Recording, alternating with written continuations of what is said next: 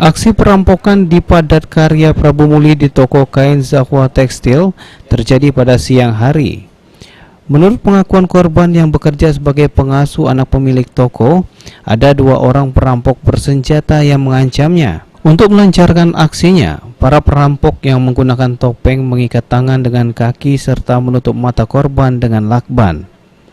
Eti Susanti, 30 tahun yang tinggal di Karangjaya, mengatakan para perampok masuk dari lantai atas ruko pada jam 10 siang. Saat itu pemilik toko meninggalkan pengasuh bersama bayinya untuk menjemput anaknya ke sekolah.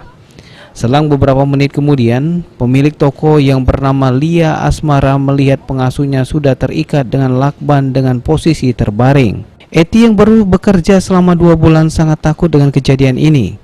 Ia khawatir akan dibunuh oleh para perampok. Akibat kejadian yang berlangsung siang hari ini membuat heboh masyarakat Padat Karya yang melintas. Ini ikat aku kan, diawas yang berteriak, bunuhnya kamu berdua.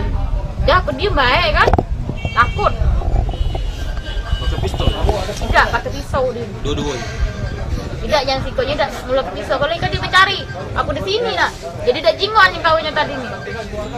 Dia apa bawa pistol apa tidak kan? Ayu dewean ayu. Dia sama yang budak kecil tadi kan, yang ku gendong tadi. Atas kejadian ini pemilik toko mengaku tidak ada barang lain yang dicuri kecuali uang sebesar 11 juta rupiah. Ia juga akan mengadukan kejadian perampokan ke Polsek Prabu Muli Timur. Pasti kerugiannya materialnya cuma duit yang hilang, barang-barang yang lain tidak kate.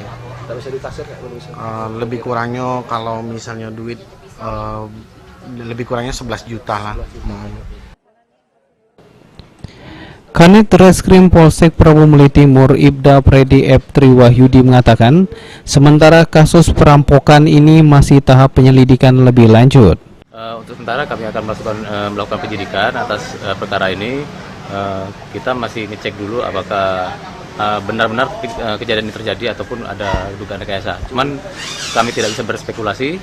Kami tetap akan melakukan penyelidikan sesuai dengan ketentuan yang berlaku. Beni Perdaus, PAL TV.